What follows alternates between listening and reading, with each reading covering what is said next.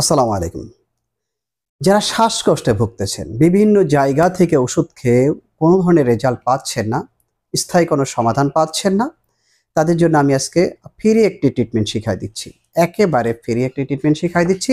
স্থায়ীভাবে আপনার শ্বাসকষ্টের সমাধান হয়ে যাবে। এর জন্য আপনাকে যা করতে হবে, তার আগে যারা আমার পেজটি ফলো দেন নাই এখনো, ফলো করে সাথে থাকুন এ ধরনের গুরুত্বপূর্ণ ভিডিও পাওয়ার জন্য।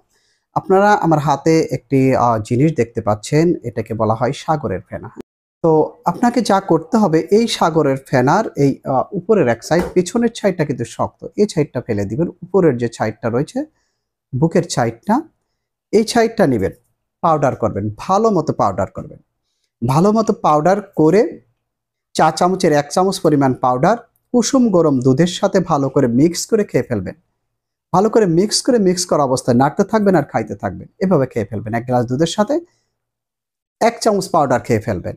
এভাবে আপনি ১ম দিন থেকে আপনি রেজাল্ট পাবেন। আপনার শ্বাসকষ্ট, আপনার কষ্ট ১ম দিন থেকে কমে যাবে। আপনি যদি ২১ দিন কন্টিনিউ করতে পারেন, স্থায়ীভাবে আপনার শ্বাসকষ্ট কন্ট্রোল হয়ে যাবে।